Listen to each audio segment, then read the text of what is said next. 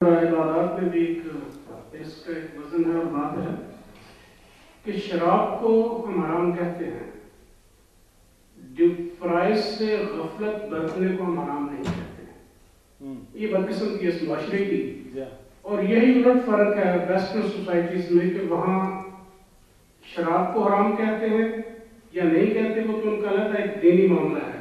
لیکن جہاں تک فرائض کی بات ہے ان کی ادائیگی میں عموماً وہ ہم سے بہتر ہے.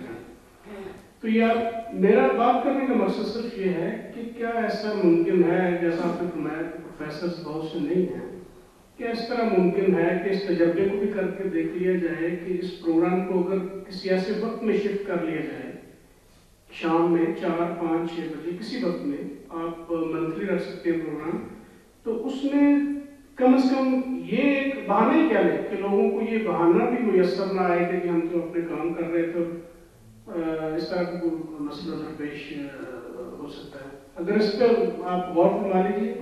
میرا خیال ہے باقی یہاں تک 8:30 یا 8 میں بھی جانتا ہوں، آپ بھی جانتے ہیں، انہیں بھی ہمیں بھی ہم سب کو یہ اصلاح کرنی چاہیے کہ واقعی اگر 8 بجے کا ٹائم ہے تو 8 بجے سوائے اس کے ایکسٹینشن سے لے کے انگلش ڈپارٹمنٹ تک صرف اسی کام سے چلتے رہیں کہ اور کوئی کام ہی نہیں ہو، تو یہ بڑی بدقسمتی کی بات ہے.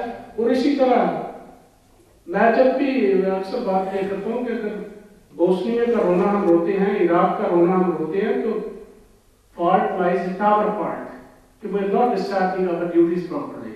اگر ہم honest ہیں for what we are being paid, تو ہم if we are advanced in science and technology along with certainly of course اللہ کے نام کے ساتھ، تو there is nobody who is going to challenge us.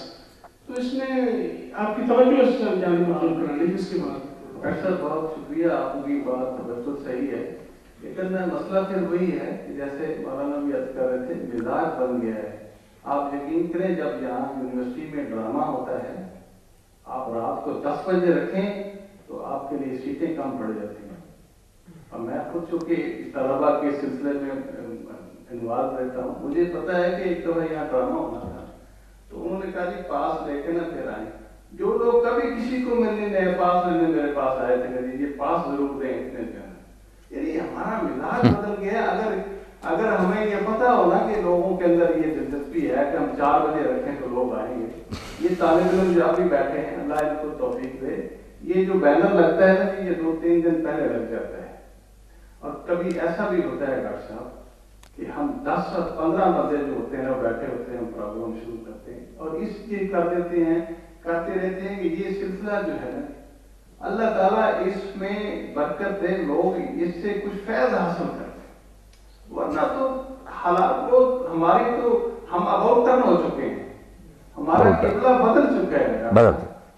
اصل میں مسئلہ یہ ہے کہ ہمارے اندر سے جو وہ بات جو ہے نا جو دین کی طلب تھی وہ تو ختم ہو چکی. تو یہ لیگلی تو آپ اس کو کہہ سکتے ہیں کہ بڑا اس میں جو ہے یہ یونیورسٹی کا ٹائم ہے، لیکن مولانا آپ آگے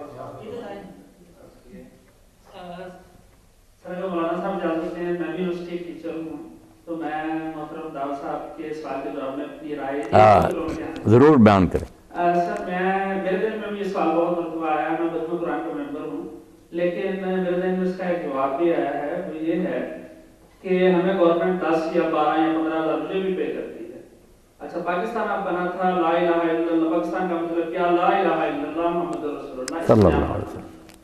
اور یہ بنیاد سے وقت پوری ہوگی جب ہم خود قرآن و حدیث کو سمجھیں گے اور اس کو اپنی ڈیوٹی سمجھ کر اسٹوڈنٹس کو بھی سمجھائیں گے اپنی عقل اور دانش کے مطابق. اچھا اب as a teacher of history میں سمجھتا ہوں میری فرسٹ ڈیوٹی یہ ہے کہ میں اسٹوڈنٹس کی اخلاقی اور دینی ٹریننگ کروں. یہ نہیں کہ ان کو ہسٹری پڑھاؤں ہی نا اور صرف اخلاقیات اور دین سکھاتا رہا ہوں، لیکن میری پہلی ٹاپ پرائرٹی مجھے پے کی جاتی ہے اسلامی ملک کی اسلامی گورنمنٹ کی طرف سے، چاہے یہاں اسلام نافذ ہے یا نہیں، وہ اس لیے کی جاتی ہے کہ میں پہلے نمبر 1 پر اسٹوڈنٹس کی اخلاقی اور مسلم ٹریننگ کروں، نمبر 2 پہ ان کو فارسٹری کا نالج دوں. تو یہاں پہ ہم اس لیے آتے ہیں ہم ٹیچرس کہ ہم اپنی اخلاقی اور مسلم ٹریننگ لیں، پھر جا کے اسٹوڈنٹس کو اخلاقی اور مسلم ٹریننگ دیں. اگر آپ خود ٹرینڈ نہیں ہے اخلاقیات اور مذہب کے حوالے سے تو ہم اپنے اسٹوڈنٹس کو کیسے ٹریننگ دیں؟ میرے خیال میں تو اس لحاظ سے یہ طریقہ جو ہے یہ درست ہے. ویسے بھی جو دوسری بات سر نے کی ہے کہ ڈیوٹی ٹائم یہ حقیقت ہے میں ابھی ہم سب میں سے کوئی بھی ڈیوٹی ٹائمنگ اپنی پوری نہیں کرتا ہے، ہماری کوتاہی ہے، اللہ تعالیٰ ہمیں اس پہ معاف فرمائے، ہمیں عمل کرنے کی توفیق عطا فرمائے۔ جی مولانا صاحب، یہ کویشچن ہے جو اس بحث سے بھی ہٹ کے ہے اور آپ کے موضوع سے بھی ہٹ کے ہے۔ کویشچن یہ ہے کہ جو حرام کی اولاد ہے، زنا کاری کی وجہ سے جو اولاد ہے، اس کے بارے میں بھی قرآن و حدیث میں کوئی آیا کہ اس کی عاقبت جو اولاد ہوتی ہے اس کا جنت یا دوزخ کا کوئی ایسا کوئی ہے، کوئی تذکرہ اسلام کی تاریخ میں یا قرآن و حدیث میں؟ زنا کی اولاد کے بارے میں پوچھا؟ ہاں جی۔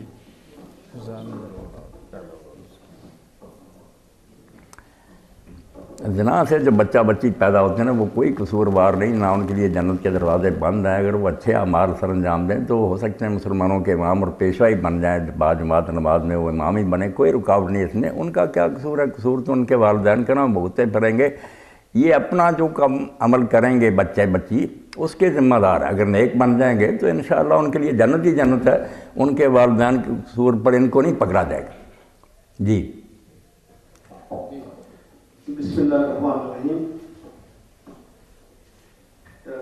اقبال کا جو شعر ہے، تیرا اندیشہ افلاکی نہیں ہے، تیری پرواز لولاکی نہیں ہے، یہ مانا کہ اصل ہے شاہینی تیری آنکھوں میں بے باکی نہیں۔ تو میرا بات یہ ہے کہ ہم ہر نقطۂ نظر سے کوشش تو سچ ڈھونڈنے کی کر رہے ہیں۔ اس میں کا سائنسی میٹیریلسٹک یہ ورڈ جو ہے، اس کی تحقیق ہے یا کوئی میٹا فزکس سے کام لے رہا ہے، حق کو پہچاننے کی کوشش ہو رہی ہے۔ اور یہ میسج جو حق کا ہے، جو 1,24,000 پیغمبر یہ لا الہ الا اللہ محمد رسول اللہ یہ میسج لے کر آئے، اب اس کی پہچان کے لیے کوشش کرنی ہے اور اس کو سمجھنا۔ اگر اس کی سمجھ نہیں آتی تو پھر ہم کفران نعمت کر رہے ہیں۔ نہ تو عقل کو جس طرح استعمال ہونا چاہیے وہ اس طرح استعمال ہو رہی ہے، نہ دوسرے ریسورسز جس کو ہمیں استعمال کرنا ہے وہ اس طریقے سے استعمال ہو رہے ہیں۔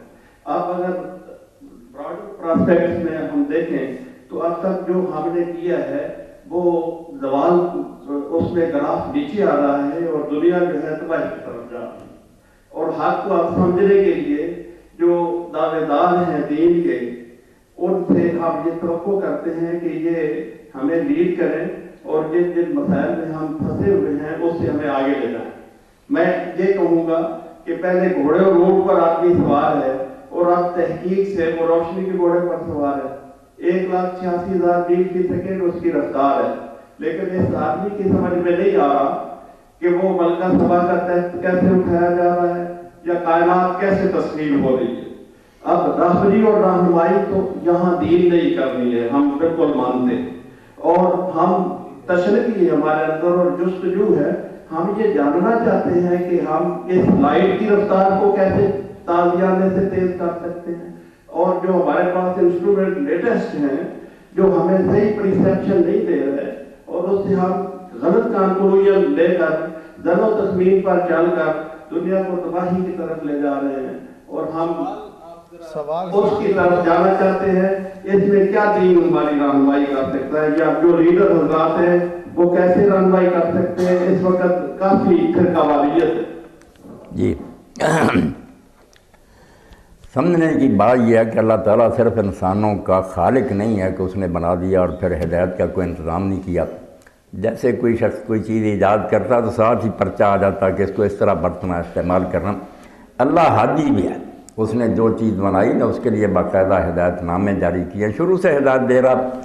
اب ہدایت کے سٹیجز ہیں، ایک تو ہے آپ جانتے ہیں کہ انسٹنکٹ ہے آدمی کے اندر، جبلت، جو جبلت سے چیزیں معلوم ہیں، بھوک لگتی ہے، شہوت پیدا ہوتی ہے، غصہ آتا ہے، اس میں دین دخل نہیں دیتا، ان کی رہنمائی کرتا کہ ان حدود میں رہیں، یہ چیز پہلے سٹیج پر سمجھتا ہے آدمی۔